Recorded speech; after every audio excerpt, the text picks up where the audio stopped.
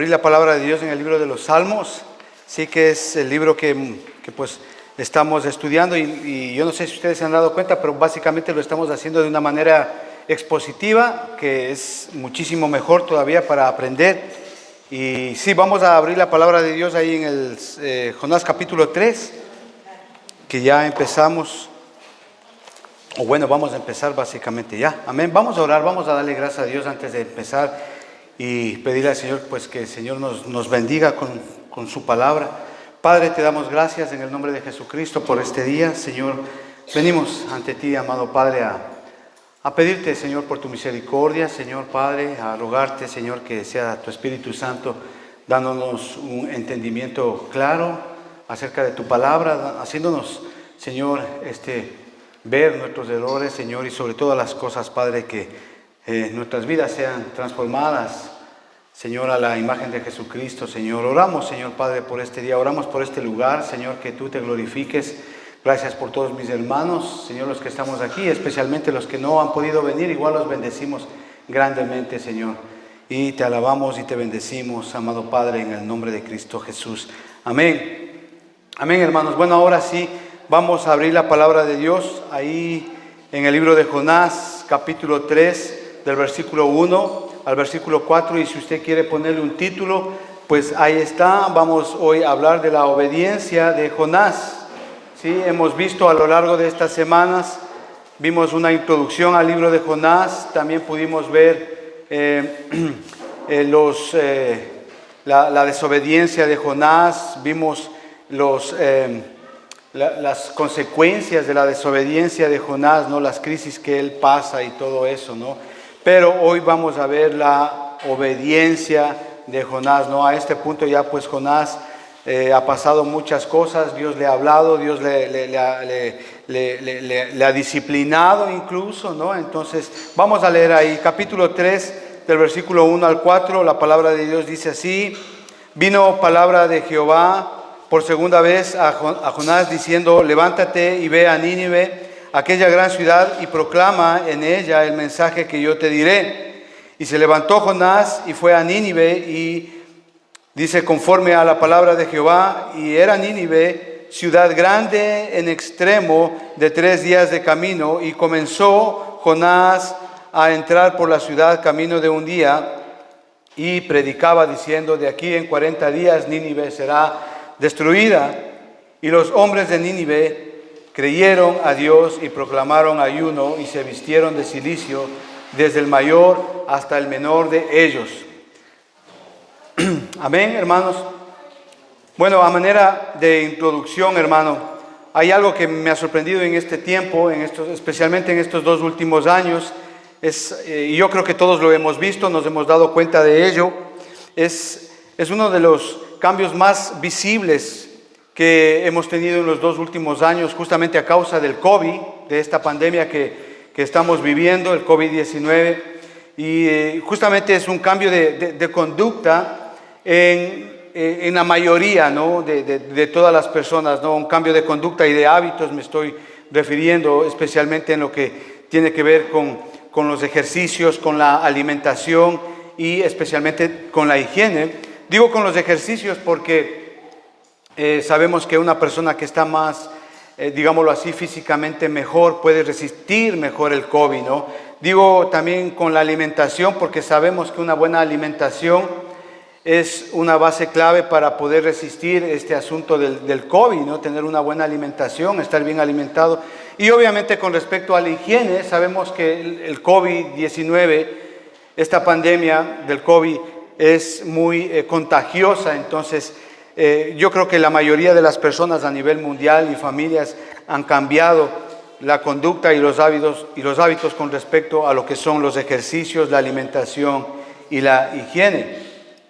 De hecho, en todas las casas y en los restaurantes se tiene mucho cuidado con el uso de ciertos alimentos, ¿verdad? Ciertos alimentos, ciertos productos que pueden causar daño o enfermedades. Estamos hablando del exceso de sal, ¿verdad? Estamos hablando del exceso de azúcar en las comidas, el exceso de sal en las comidas. Estamos hablando de alimentos como por ejemplo los almidones, que son tremendamente contraproducentes para la persona, es decir, el exceso de pan, de harinas, de arroz en los alimentos. Eso hace y causa muchísimo daño a las personas. Estamos hablando de también alimentos procesados, pero por sobre todas las cosas podemos hablar de los alimentos transgénicos, ¿sí? Yo no sé si ustedes alguna vez han escuchado qué son los alimentos transgénicos.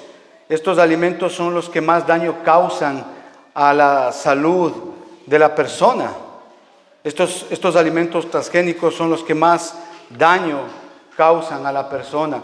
¿Qué son los alimentos transgénicos? Los alimentos transgénicos o los productos transgénicos son aquellos que son modificados genéticamente, es decir, que se les han incorporado otros genes a estos organismos justamente para producir características deseadas. Ahora, estos alimentos o productos transgénicos tienen particularidades muy específicas. Les digo esto, hermano, porque estos alimentos transgénicos pueden ser producidos en mayor cantidad, por millones y por millones. Sí, estamos hablando, por ejemplo, del maíz, el choclo que nosotros conocemos, las gallinas, todo eso se puede producir por millones mediante el uso de estos productos transgénicos. También otra característica de estos productos transgénicos es que se puede cambiar el sabor. Por eso es que saben más rico, saben más delicioso, ¿no? Y obviamente también se pueden producir nuevas especies, nuevos productos por el uso justamente o utilizar este asunto de poner, imagínense, estamos hablando de que, por así decirlo, el hombre quiere hacerse como Dios, ¿no? Estos alimentos y productos transgénicos son los más deliciosos, son los más ricos, son los más grandes, son los de mayor calidad a la vista.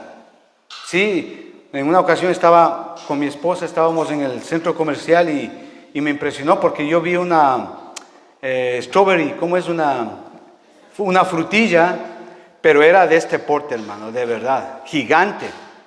Pero eso no es natural, usted sabe. Entonces, estos alimentos son así, tienen esas características, ¿no? Por ejemplo, usted va al centro comercial y compra un pollo en 1 libra, un pollo así de gigante, en 5 pounds. Usted dice, wow, este está de oferta. Usted dice, qué bueno, no soy inteligente al comprar esas cosas. Pero claro, no sabe que esos pollos literalmente son 100% productos transgénicos y son realmente dañinos, ¿no? Estos productos son los que más daño pueden causar a nuestra salud a corto y a largo plazo. Estoy hablando de los cánceres, estoy hablando de tumores, enfermedades renales, colesterol, y la lista es infinita en cuanto a enfermedades. Estos productos transgénicos producen adicción. Y usted no puede dejar. Y usted quiere consumir el croissant a la tarde, a la mañana, a la noche, arroz, en la mañana, en la tarde, en la noche. ¿Me entiendes? Todos estos productos producen adicción. Y al final, hermano, eso va a causar problemas muy serios. De hecho, estos productos son los más baratos y pueden durar mucho más tiempo ahí en la refrigeradora, ¿no? Puede tenerles 2, 3 años, no pasa nada. O sea, no es normal, no es natural. Yo admiro a las personas que realmente se alimentan bien y obviamente sin esta clase de productos. De verdad que los admiro a estas personas que obviamente no les gusta esa comida chatarra, que por lo menos saben, investigan un poquito y saben cómo alimentarse. Admiro a esas personas. Ahora, déjeme decirle que esto no solamente ocurre en el aspecto físico, ¿ok? Esto también es un asunto espiritual, es decir, que así como hay alimentos adulterados, malos, que pueden causarle a usted daño, enfermedad en la parte física, así también hay un alimento espiritual que a usted le puede hacer daño, le puede dañarle, causarle daño. Por eso es que la responsabilidad de los líderes, de los pastores, de los ancianos y de los padres de familia es enseñar sobre todas las cosas la palabra de Dios.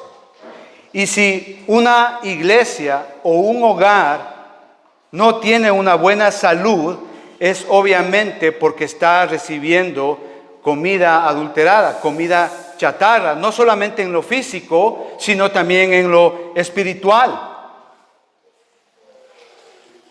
Es decir, por así decirlo, están alimentándose espiritualmente de alimento transgénico, alimento adulterado.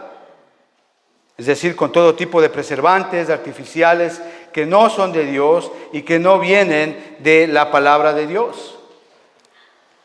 Han cambiado la palabra de Dios, han sustituido la palabra de Dios en las iglesias, en las reuniones de oraciones, en las clases bíblicas, por experiencias personales. De hecho, en algunas iglesias más prioridad le dan a las comidas que a la palabra de Dios. De verdad, conozco iglesias acá en la ciudad de Londres donde los pastores, los líderes incluso ponen una lista, un calendario de a qué hermano le toca traer la comida. Yo creo que eso no debe de ser así. Entonces han cambiado. Dan más prioridad a los eventos sociales en una iglesia. Ponen videos. Hablan más acerca de lo que es la motivación. Charlas que son motivacionales. Han mezclado la palabra de Dios con técnicas de producción y de marketing dentro de las iglesias, hermano. Eso es triste. Estaba hablando la otra vez con un hermano una hermana, y justamente, por ejemplo, la reunión de los jóvenes hoy en muchas iglesias es viva la fiesta. Los paseos, eventos, música, hermano. Eso no es nada bíblico para una reunión de jóvenes. Entonces han cambiado la palabra de Dios por eso. Y los jóvenes en las iglesias se acostumbran a eso. Y cuando van a una iglesia bíblica dicen, oye, qué aburridos. Qué aburridos que son aquí. Aquí no hay fiestas, aquí no hay paseos, aquí no hay programas, aquí no hay música, humo en los púlpitos. Oye, y dicen, no, qué aburridos acá, ¿no? Entonces han cambiado eso, es decir, están adulterando hoy la palabra de Dios y como resultado tenemos una malnutrición bíblica, enfermos espirituales, personas que se dicen ser creyentes, cristianas, que prácticamente son tibios, juegan con el pecado, están un día en el mundo, otro día en la iglesia, aceptan la moral del mundo, juegan con el pecado, cuestionan la palabra de Dios y como resultado hoy tenemos una generación que se cuida más de lo físico, que está bien, pero han olvidado justamente esa salud espiritual dentro de los hogares, dentro de las iglesias, y eso es muy, muy triste, hermano, muy triste. Hoy día, por así decirlo, se sirve comida chatarra en forma de sermones. Y ahí vemos, hermanos, sermones que son endulzados, ¿no? Que son preparados justamente para alegrar el oído, ¿sí? Para que no te sientas mal, para que no te sientas ofendido. Es decir, con poca sustancia teológica y doctrinal. La palabra de Dios no es expuesta como una verdad absoluta, sino más bien es expuesta como algo relativo u opcional, donde la experiencia, el testimonio, la capacidad de declarar, de cortar, de cancelar, está por encima de la soberanía y de la voluntad de Dios. Esto deja a una iglesia, a un liderazgo y a familias en muy mal estado de salud espiritual.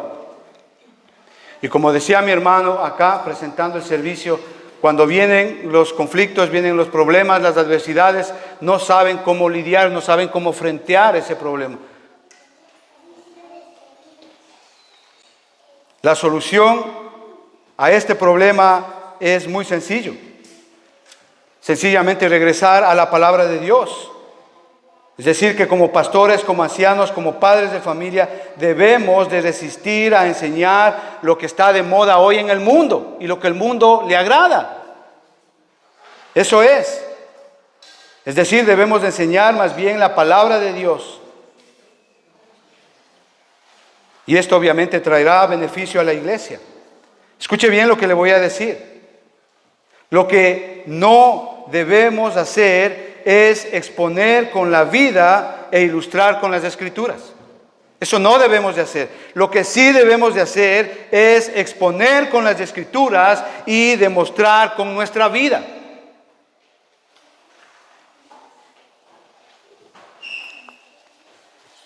Amén.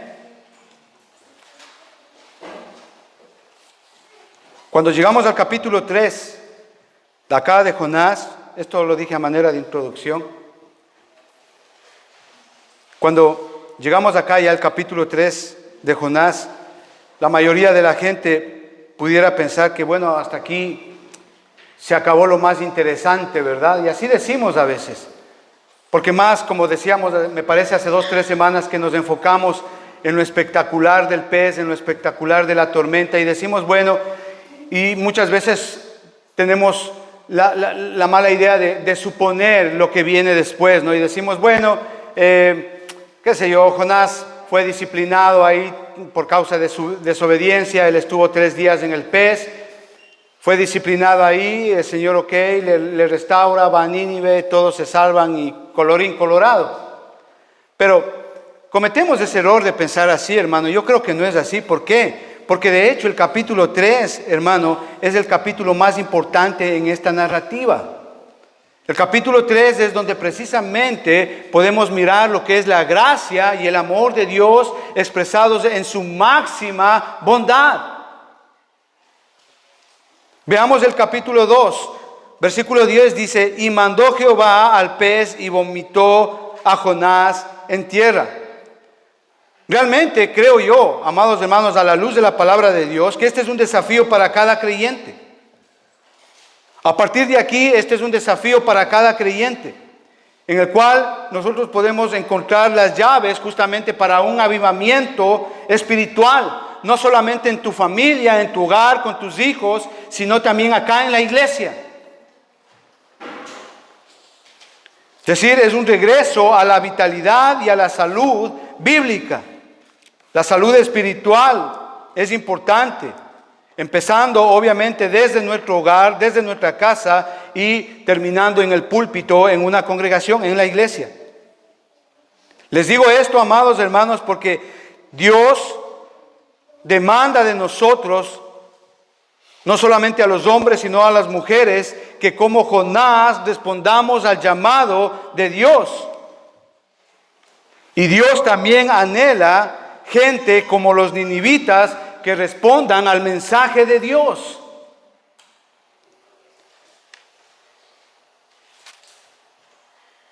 Dios muestra su amor y su misericordia. Y cuando hablamos justamente de la gracia de Dios, que es justamente desde el capítulo 3, justamente estamos hablando de un nuevo empezar. Cuando hablamos de la gracia de Dios, podemos empezar nuevamente. Dios nos levanta. Dios nos da la oportunidad de empezar nuevamente en virtud del sacrificio de Jesucristo en la cruz. Y eso es precisamente lo que vemos acá en el capítulo 3.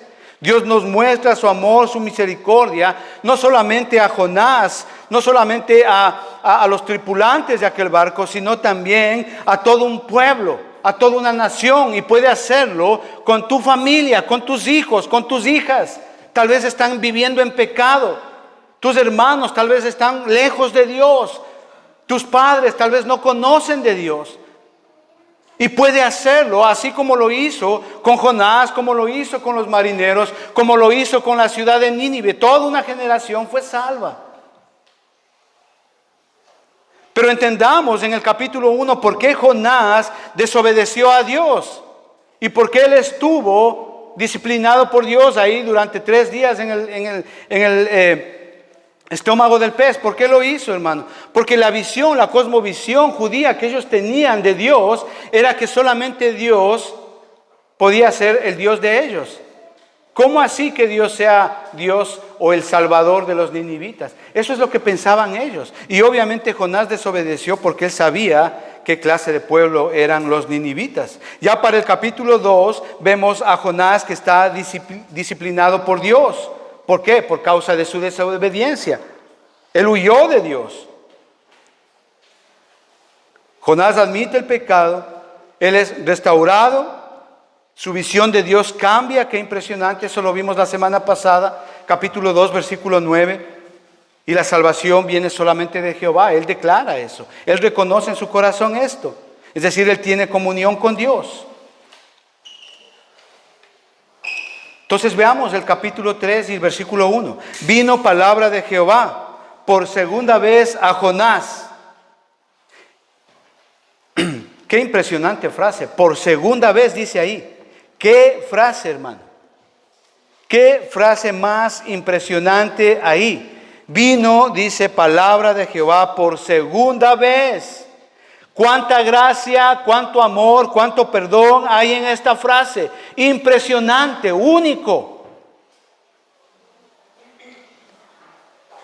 Meditando en esta pequeña frase, considero yo que si alguien nos hubiese hecho lo que Jonás le hizo a Dios, nosotros ya estuviéramos buscando otra persona para que cumpla esa misión. Nosotros estuviéramos ya pidiendo carpetas, CVs de personas incluso mejor preparadas que Jonás para que él vaya y cumpla esa misión. O incluso, en el menor de los casos, nosotros pudiéramos o empezaríamos de nuevo.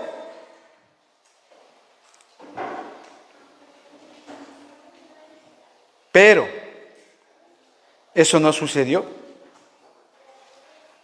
¿Cuántos de nosotros muchas veces hemos fallado a Dios?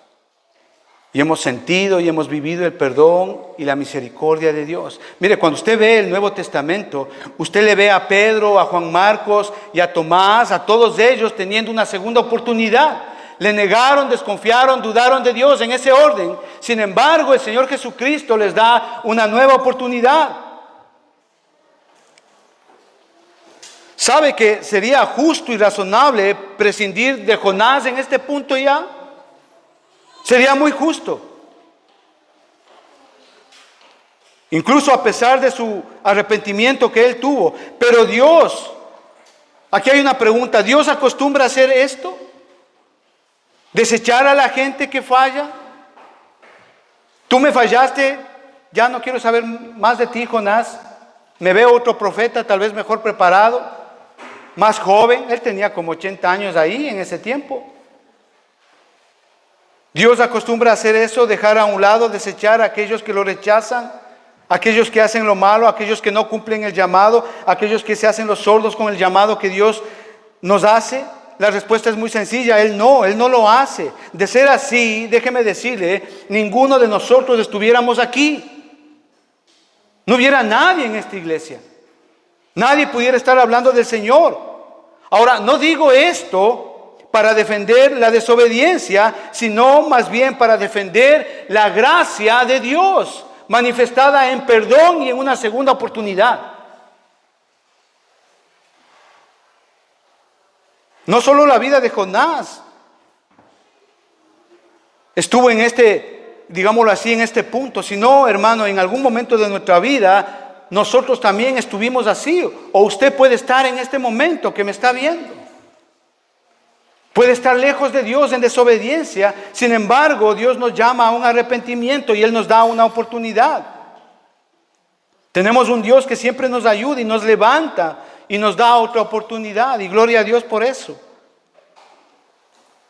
Ahora aquí reflexionemos honestamente. ¿Cuántas veces hemos fallado a Dios? ¿Y cuántas veces Él nos ha perdonado y nos ha dado otra oportunidad? ¿Cuántas? ¿Cuántas veces? Muchísimas.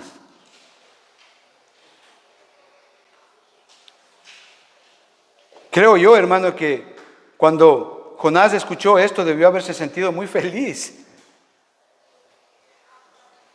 Oh, el Señor me está dando otra oportunidad. Levántate y ve. De eso se trata la vida cristiana.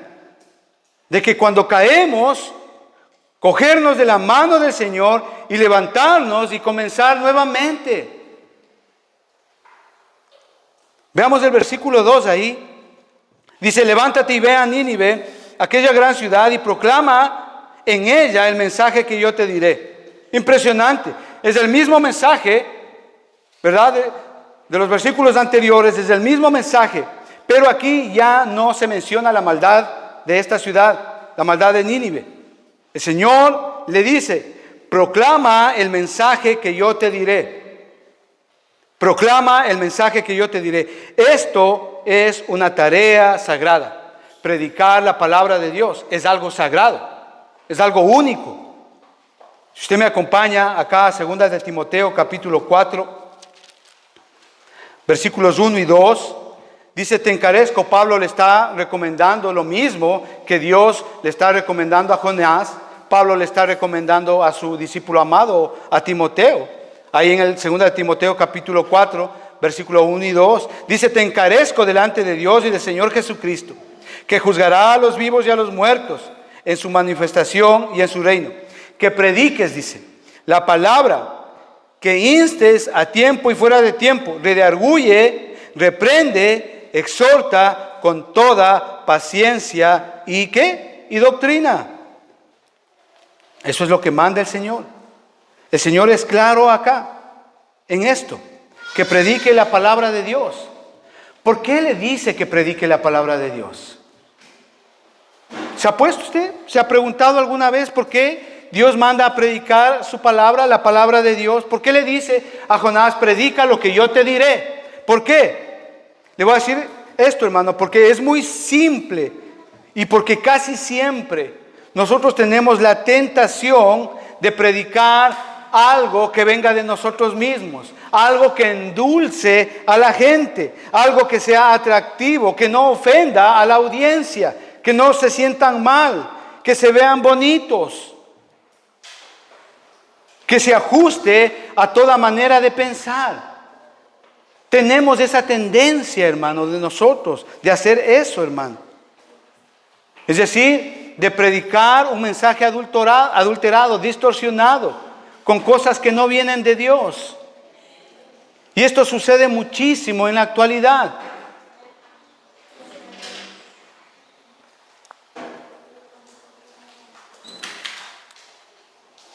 Y es interesante oír en este día cómo hay líderes en la iglesia, pastores en la iglesia,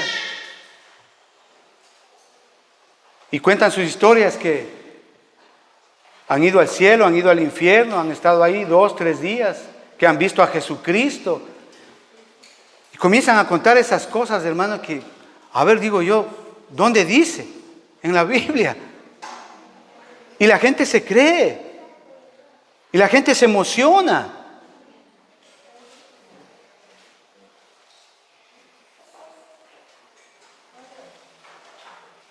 Y comienzan a predicar ese tipo de cosas y enseñar ese tipo de cosas, pero que realmente hacen tanto daño a la gente, hermano. La reforma de las almas, el despertar de los corazones, la salud espiritual, solo viene por medio de la predicación del Evangelio. Entienda, Romanos capítulo 1 y versículo 16, acompáñeme. Porque no me avergüenzo del Evangelio, porque es poder de Dios para salvación a todo aquel que cree, al judío primeramente y también al griego.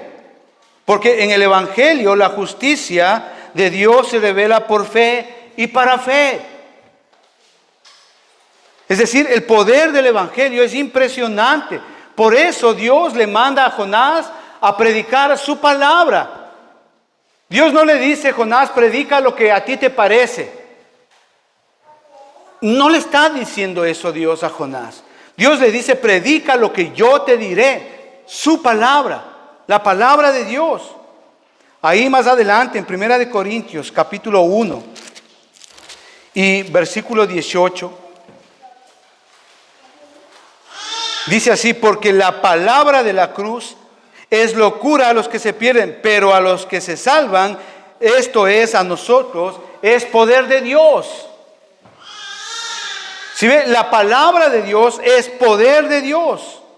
Si regresamos al libro de los Hechos, capítulo 20 y versículo 24, dice: pero ninguna cosa hago caso, ni estimo precioso mi vida para mí mismo, con tal que acabe mi carrera con gozo y el ministerio que recibí del Señor Jesús, para dar testimonio del evangelio de la gracia de Dios. Es decir, la importancia, la relevancia, el poder que tiene el hecho de predicar la palabra de Dios. Escuche esto, hermano. Una persona no va a cambiar.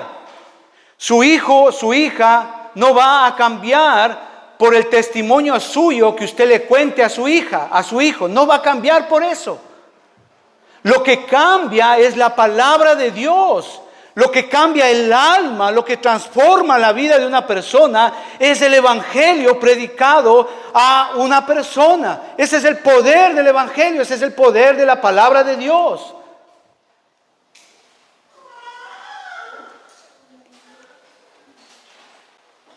En el libro de Hebreos, capítulo 4 y versículo 12,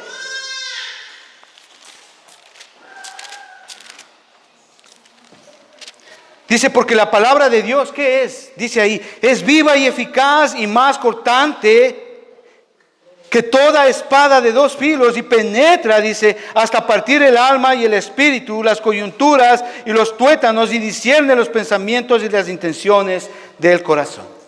Ese es el poder de la palabra de Dios.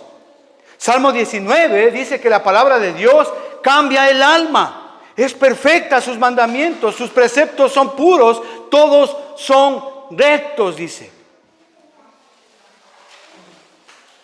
¿Me está entendiendo? Lo que aquí Dios le está advirtiendo a Jonás es una advertencia que Dios le hace a Jonás. Hey, y cuidado y prediques lo que yo no te digo. Cuidado y prediques lo que tú piensas o lo que tú consideras. No, es una advertencia de Jonás a predicar la palabra de Dios.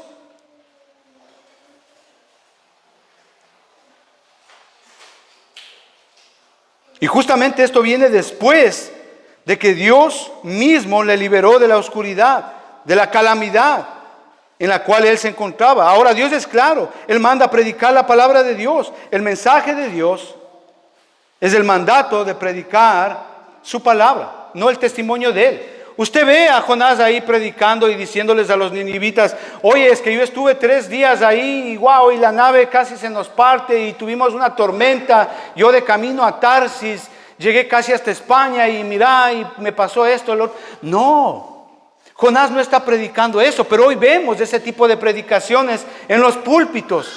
Son azúcar y papel. Es comida adulterada, sin base doctrinal y sin base bíblica.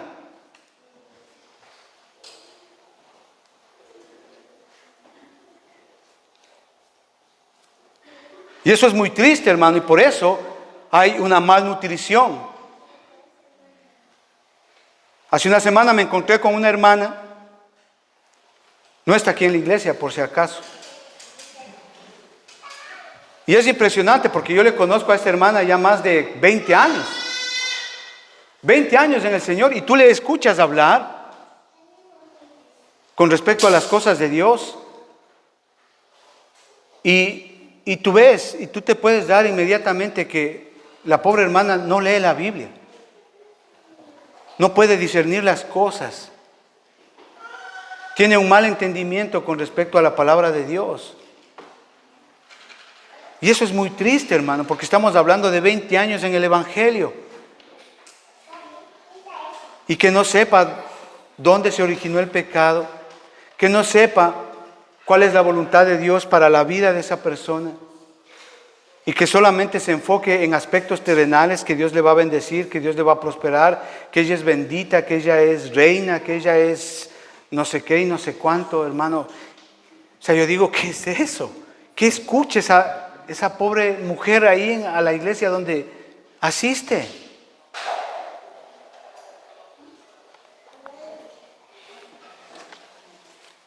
Versículo 3. ¿Qué dice ahí? Capítulo 3, versículo 3, ahí en Jonás. Y se levantó Jonás y fue a Nínive conforme a la palabra de Jehová. Y era Nínive, ciudad grande, extrema, de 3 días de camino. ¡Wow! Yo creo que hemos estado estudiando mucho acerca de esta ciudad de Nínive.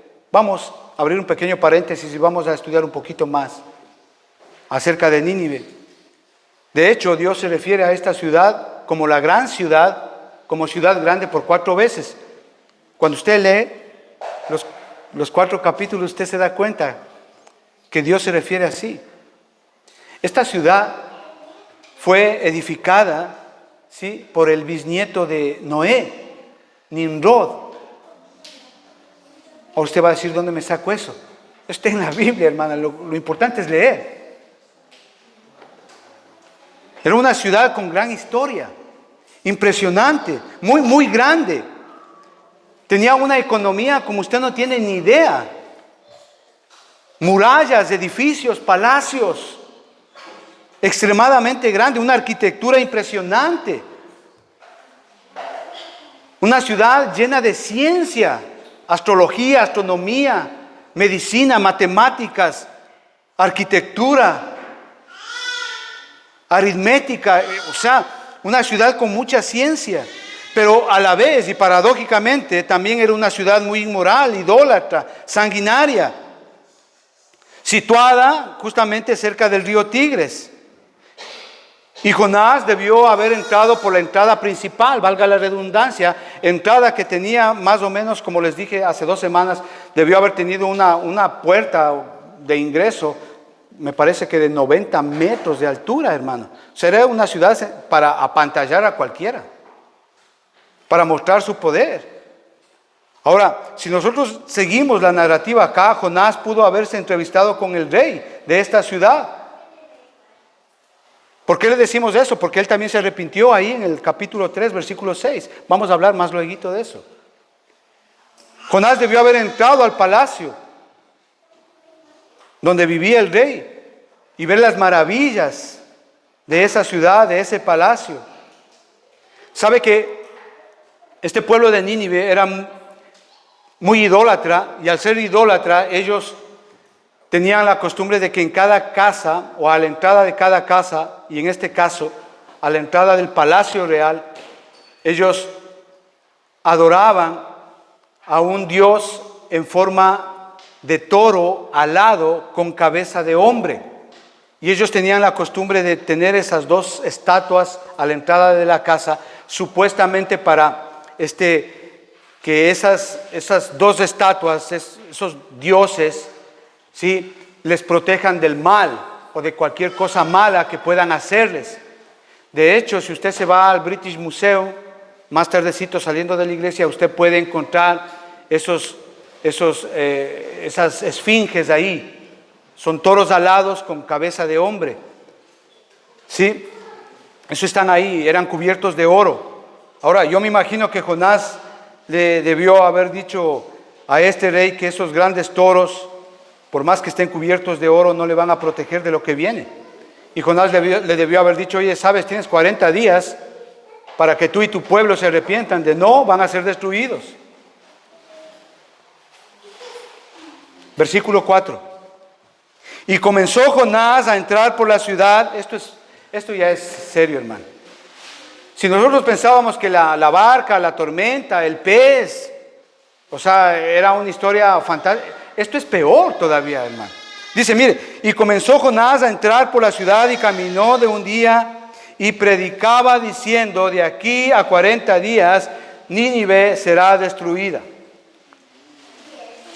Jonás empezó a predicar la palabra de Dios.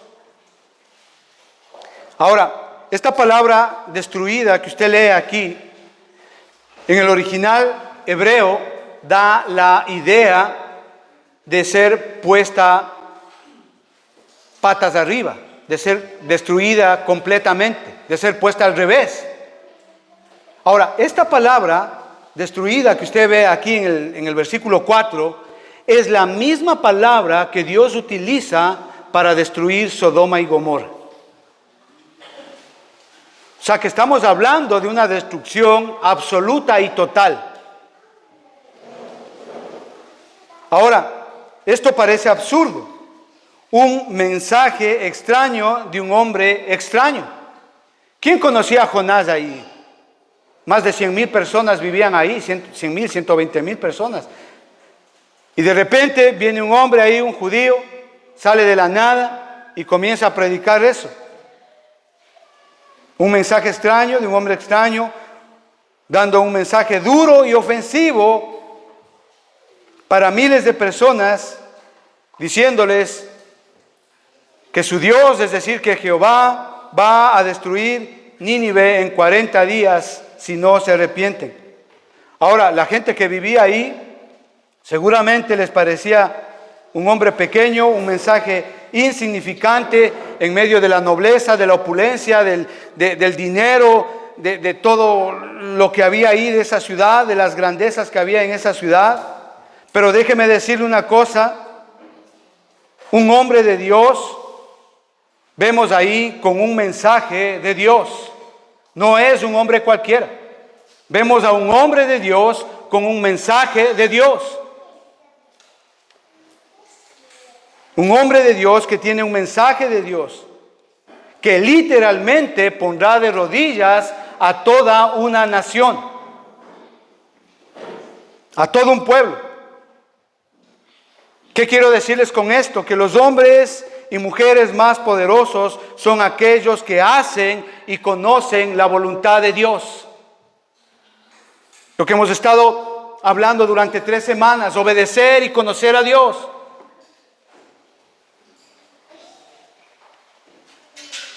El mensaje de Jonás obviamente fue de misericordia y de juicio. Y déjeme decirle que este método Dios no ha cambiado. Lo primero que predica Juan el Bautista al empezar su ministerio es eso: arrepiéntase. Cuando el Señor Jesucristo comienza su ministerio, lo primero que Él predica es: arrepiéntase. ¿De qué? De su pecado. Y este mensaje no ha cambiado de predicación, no ha cambiado. No tenemos por qué nosotros suavizar el mensaje. No tenemos nosotros por qué adornar el mensaje para que mi hijo, para que mi hija no se ofenda. Eso no es así. Debemos de predicar lo que dice la palabra de Dios. Y es un mensaje, obviamente, de arrepentimiento y de juicio. Acompáñenme a Lucas capítulo 11, versículo 30. El Señor Jesucristo está teniendo ahí una conversación supuestamente con los saduceos, los fariseos, y le cuestionan al Señor Jesucristo ahí con respecto a la veracidad de su ministerio. Lucas capítulo 11, versículo 30 dice: porque así como Jonás fue señal a los ninivitas, también será el Hijo del Hombre a esta generación. Mire, las implicaciones de esta aseveración que está dando el Señor Jesucristo son impresionantes, únicas.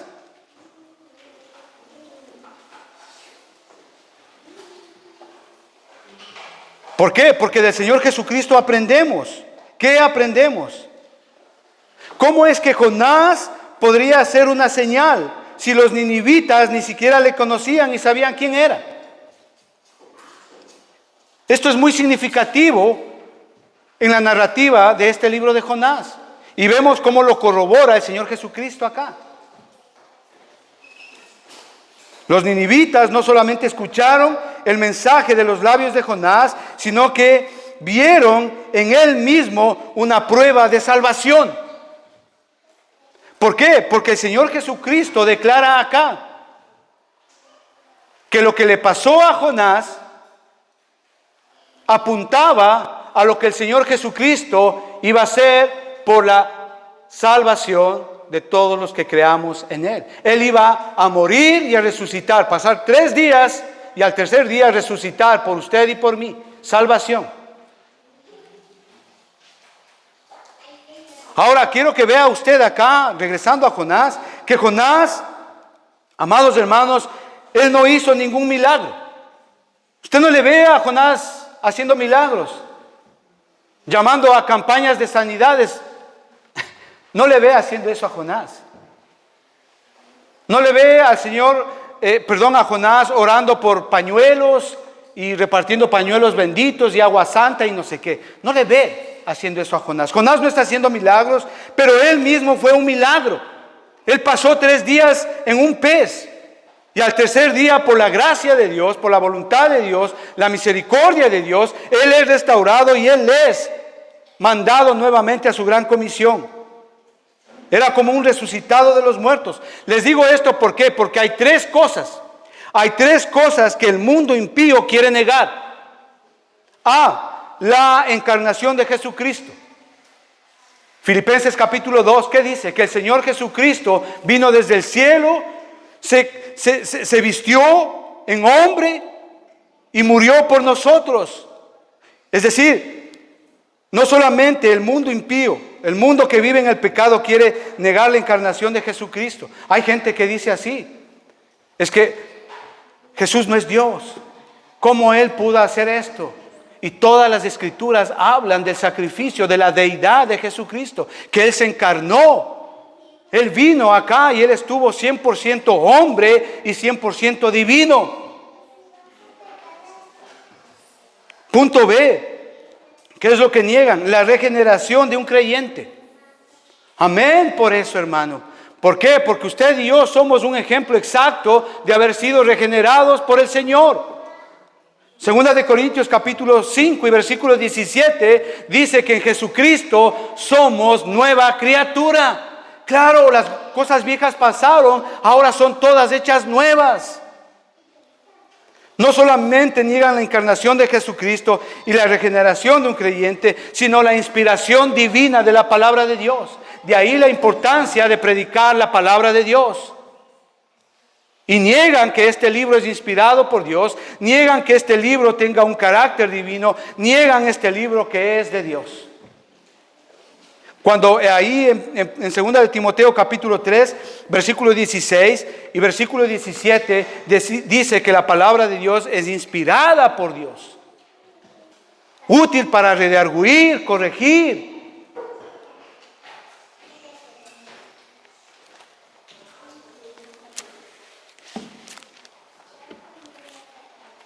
Ok.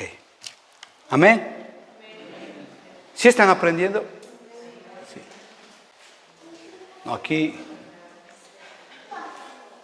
esto es un mensaje orgánico para los que les gustan comida orgánica.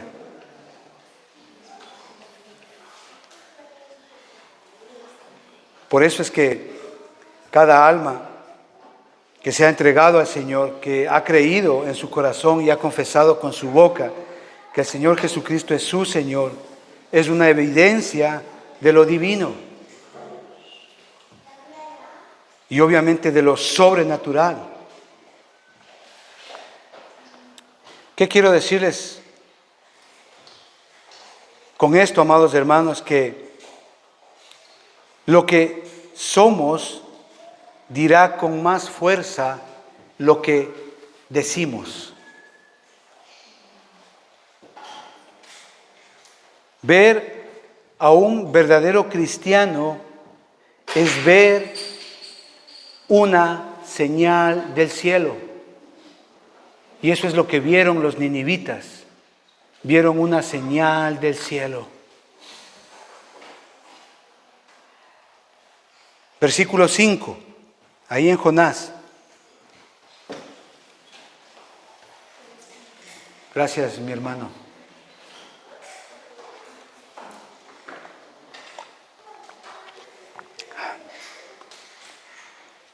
De verdad yo tengo nervios de estar aquí. Rebajo creo medio kilo cada domingo. Es bueno para la grasa, ¿no? Versículo 5, ¿qué dice ahí? Y los hombres de Nínive creyeron a Dios y proclamaron ayuno y se vistieron de cilicio desde el mayor hasta el menor. Oh, wow, hermano. Gloria a Dios.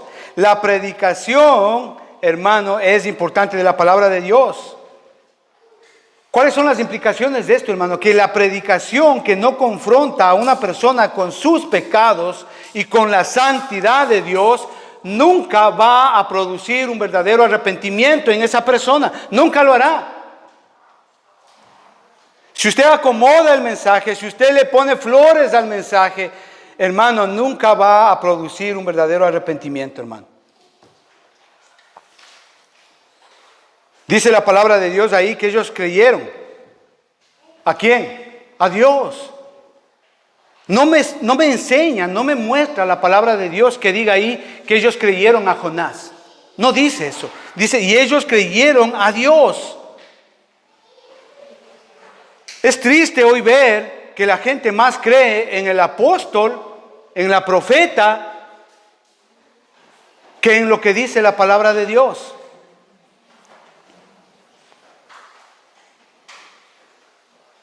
Yo creo que en este sentido ese es el deber de cada creyente, ese es el fin, hermano, de toda la predicación, de elevar el corazón de cada persona hasta el Señor mismo. Versículo 5 que ya leímos, ellos creyeron a Dios. Versículo 6, y llegó la noticia hasta el rey de Nínive y se levantó de su silla, se despojó de su vestido, se cubrió de cilicio y se sentó sobre ceniza. Se está arrepintiendo, es decir, eso es lo que está diciendo. Él reconoce. E hizo, versículo 7, proclamar y anunciar en Nínive por mandato del rey y de sus grandes, diciendo: hombres y animales, bueyes y ovejas, no gusten cosa alguna, no se les dé alimento, ni beban agua. Está llamando a todo un pueblo, a toda una nación a ayunar para agradar a Dios.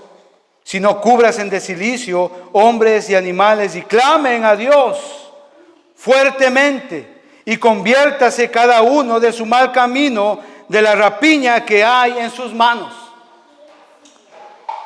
Impresionante, hermano. Vemos que ellos creyeron en Dios, clamaron a Dios, y versículo 10 dice ahí: y vio Dios lo que hicieron, que se convirtieron de su mal camino y se arrepintió del mal que había dicho que les haría, y no lo hizo. Todo un pueblo, toda una nación, hallando misericordia, gracia y perdón de un Dios todopoderoso. ¿Qué quiero decirles con esto, hermanos? Si vemos estos versículos, escuche con atención. Ninguna oración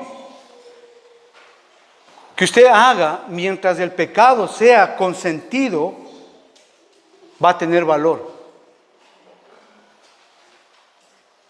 Si consentimos jugar con el pecado y en nuestro corazón no hay ese dolor, ¿verdad? Por haber pecado. En nuestro corazón no hay ese verdadero arrepentimiento. No hay en nosotros ese deseo de ya no pecar, de decir: Dios mío, ya no quiero ver pornografía, ya quiero dejar de robar. Si no hay ese dolor en nosotros, hay hombres, mujeres que tienen malos pensamientos, que a veces hacen cosas deshonestas. Si no hay ese dolor, hermano, en nuestras oraciones, hermano, es una burla para Dios.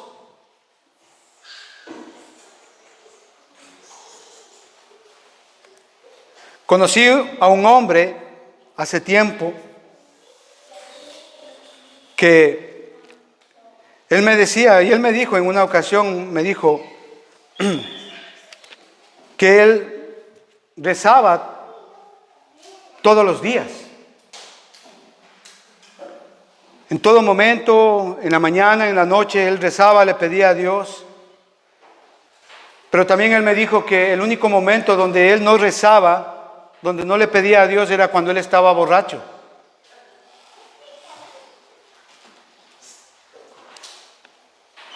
Pobre hombre. Estaba afligido por dos pecados que son abominación para Dios. Uno era la bebida y el otro era la justicia propia.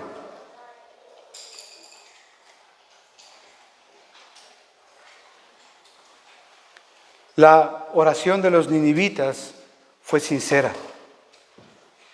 Reconocieron, dice ahí, su maldad, la rapiña que hay en sus manos. Y Dios les dio una nueva oportunidad a esa generación. Dios les dio una nueva oportunidad. No solamente Jonás tuvo una nueva oportunidad, no solamente los marineros tuvieron una nueva oportunidad, sino también toda una nación vino al arrepentimiento y tuvieron una nueva oportunidad. Salmo 66, versículo 16 dice ahí: venid, oíd todos los que teméis a Dios, y contaré lo que ha hecho a mi alma. A Él clamé con mi boca y fue exaltado con mi lengua. Si en mi corazón hubiese yo mirado la iniquidad, el Señor no me habría escuchado. Mas ciertamente me escuchó Dios, atendió la voz de mi súplica. Bendito sea Dios, que no ha hecho de sí mi oración, ni de mí su misericordia. Qué lindo. ¿Qué vemos acá en estos 6 versículos, hermano? 2 cosas muy sencillas. Si nos arrepentimos de nuestro pecado, Dios nos perdona y nos da una nueva oportunidad. Padre, te agradecemos en el nombre del Señor Jesucristo por esta palabra, Señor. Gracias, mi Dios, por tu gracia, porque en ti podemos tener una nueva oportunidad. Señor, oramos por las personas que por primera vez escuchan este evangelio, esta palabra. La palabra de Dios dice que si confesamos nuestros pecados, Él es fiel y justo para perdonarnos y limpiarnos de toda maldad. Tú que estás oyendo y escuchando ahí, no sé cuál sea tu condición. Tal vez estás en un momento muy difícil, no aguantas tu situación, el pecado. Pero Dios te da una nueva oportunidad. Clama a mí y yo responderé, dice el Señor.